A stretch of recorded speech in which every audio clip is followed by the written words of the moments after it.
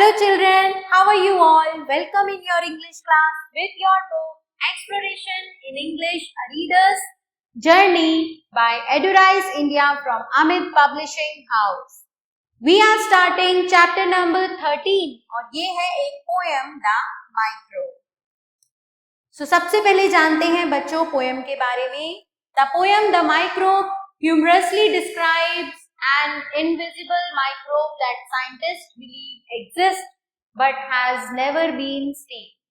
तो ये जो पोयम है द माइक्रोब, माइक्रोब मतलब बच्चों सूक्ष्म जीव जिन्हें हम अपनी आंखों से नहीं देख सकते, तो वो सूक्ष्म जीव के बारे में बहुत ही हास्यपूर्ण तरीके से बताती है कि एक अदृश्य सूक्ष्म जीव जिसमें वैज्ञानिक बिलीव करते हैं कि वो है, वो एग्जिस्ट करता है लेकिन कभी देखा नहीं गया.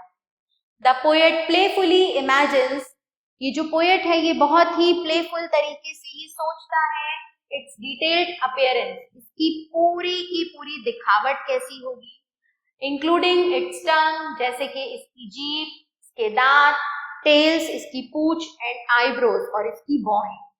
हाउएवर, और अंत में द पोएम एंड्स, ये कविता खत्म होती है ऑन अ स्केप्टिकल नोट, एक बहुत ही स्केप्टिकल नोट पर, दार्शनिक नोट पर, सजेस्टिंग, जो हमें ये सजेस्ट करती है that people should not doubt things, कि लोगों को उन चीजों पर संदेह नहीं करना चाहिए, that nobody is entirely sure about, जिसके बारे में कोई भी निश्चित नहीं है. It highlights the mystery of unseen creatures, ये अदृश्य जीवों, अदृश्य प्राणियों, मतलब जैसे कि सूक्ष्म जीव है, माइक्रोब्स हैं, उनके रहस्य को उजागर करती है. And the role of science, और विज्ञान की भूमिका को बताती है इन एक्सप्लोरिंग द अननोन, इन अदृश्य जीवों को एक्सप्लोर करने में.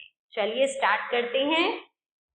सबसे पहले the poet of this poem is Hilaire Belloc. So let's start. The microbe is so very small. तो कवि कहते हैं, पोएट कहते हैं कि ये जो सूक्ष्म जीव है ये इतने छोटे हैं, you can not make him out at all, कि तुम इन्हें ढूंढ ही नहीं सकते हो. But many sanguine people hope, लेकिन बहुत से आशावादी लोग ये मानते हैं to see him through a microscope, कि इससे देखा जा सकता है, एक माइक्रोस्कोप से देखा जा सकता है. His jointed tongue that lies beneath, इसकी जुड़ी हुई जीभ जो कि कहीं नीचे छिपी है, 100 curious rows of teeth, बहुत ही अजीब से 100 दांतों की पंक्ति के नीचे. His 7 tufted tails with lots of lovely pink and purple spots, उसकी 7 फूली हुई पूंछें हैं जिन पर गुलाबी और बैंगनी रंग के धब्बे. On each of which a pattern stands, हर एक पूंछ पर अलग तरह की आकृति बनी हुई है, composed of 40 separate bands, और जिस पर 40 अलग अलग धारियां हैं. His eyebrows of a tender green, उसकी भौहें एक कोमल हरे रंग की है. All these have never yet been seen, हालांकि इन सब को अब तक देखा नहीं गया है. बट साइंटिस्ट, लेकिन वैज्ञानिक, who ought to know, जो ये निश्चित ही जानते हैं या जिन्हें जानना चाहिए, assure us, वो हमें सुनिश्चित करते हैं that they must be so, कि वो हैं. कौन है? सूक्ष्म जीव हैं. Oh let us never never doubt. अब यहाँ पर ये स्केप्टिकल नोट है पोएट के थ्रू कि हमें कभी भी संदेह नहीं करना चाहिए. What nobody is sure about, उस चीज के बारे में जिसके बारे में कोई सुनिश्चित नहीं है. चलिए आगे चलेंगे. अब करते हैं बच्चों हम इस पोएम के वर्ड मीनिंग्स.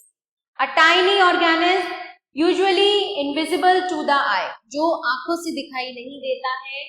सैंग्विन, ऑप्टिमिस्टिक और होपफुल, आशावादी. माइक्रोस्कोप, अ डिवाइस, एक ऐसी device used to see tiny objects, जो कि छोटे छोटे जीवों को देखने के लिए इस्तेमाल की जाती है. जॉइंटेड, हैविंग सेगमेंट्स और कनेक्शन, जुड़े हुए. क्यूरियस, स्ट्रेंज और unusual. Tufted, having clusters of hair और थ्रेड्स, जिनपे बहुत सारे बाल हो या धागे हो. लवली, ब्यूटीफुल और अट्रैक्टिव पैटर्न, रिपीटेड डिजाइन, मतलब रिपीट होने वाले डिजाइन को हम पैटर्न कहते हैं. Compose, made up of. Tender, बहुत ही कोमल, सॉफ्ट और डेलिकेट. एश्योर, टू कंफर्म और गारंटी. डाउट, यानी कि क्वेश्चन करना किसी चीज के बारे में, संदेह करना, टू क्वेश्चन और बी अनसर्टेन. इनविजिबल, अदृश्य, unable to be seen. Creature, a living being. Scientist, experts who study science, जो कि विज्ञान का अध्ययन करते हैं. Now darken the correct option in the OMR sheet. मैं आपको यहाँ पर करेक्ट ऑप्शन बताऊंगी, आपके OMR शीट में उन्हें मार्क करना है. So the main theme of the poem, इस पोएम की जो मेन थीम है वो क्या है बच्चों? वो है बिलीविंग इन द अनसीन, अदृश्य में भी विश्वास करना. How do scientist observe microbes, वो कैसे इसको ऑब्जर्व करते हैं? Through a microscope. ठीक है. Dash tufted tails does the microbe have in the poem, microbe की कितनी टफ्टेड टेल्स है पोएम में? 7.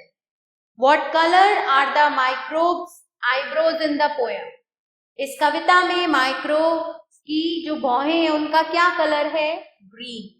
And what does the poet suggest in the last line, अंतिम पंक्तियों में ये क्या पोएट सजेस्ट करते हैं हमें? कि we should never doubt things that are uncertain. Fill in the blanks using the correct words from the locker. The microbe is so small that it can not be seen without a microscope. So you will write here microscope. His jointed dash that lies beneath tongue, यहाँ पे आएगा tongue. The microbe's eyebrows are of a tender green. Scientists know very well about microbes. वैज्ञानिकों को microbes के बारे में बहुत अच्छे से पता है. आगे चलेंगे. Write T for true and F for false statement. The microbe is easily visible to the naked eyes. आप इन्हें अपनी ऐसे आंखों से देख सकते हैं. False. Scientists have seen the microbe's features clearly. Yes, true. The poem is based entirely on scientific facts. ये सारी की सारी scientific facts पर ही based है. Yes, true. The poet playfully imagines the microbe's appearance. True. What is not seen does not exist. जो दिखाई नहीं देता वो होता ही नहीं है. False. Microbes भी नहीं दिखाई देते लेकिन होते हैं. Right? Answer the following question. What does the poet say about the microbe's appearance? Poet microbe की अपीयरेंस के बारे में क्या कहते हैं? So the poet says about the microbe's appearance that its tongue lies beneath the rows of teeth, its eyebrows are of tender green colours, its 7 tails are lifted. Okay, each has its own pattern. On the 40 क्या है उसके ऊपर? Lines हैं. Right? So this is all about that poet says about the microbes appearance. Why does the poet mention scientists in the poem? जो इसमें poet scientist को क्यों mention करते हैं? Because this poem is about microbes which cannot be seen with the naked eye. So scientists help us to know about the microbe. So the poet mentions scientist in the poem.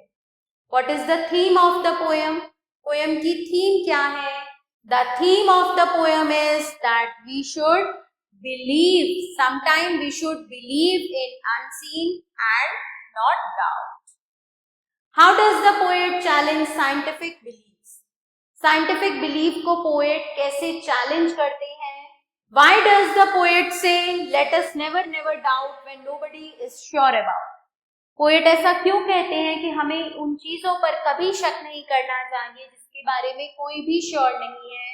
And how does the poem blend science with imagination, ये जो poem है ये science और imagination के साथ कैसे blend होती है, कैसे मिक्सअप होती है। So children, you will answer these questions yourself. So this chapter ends here. I hope that you have understood it. Thanks for watching. See you soon.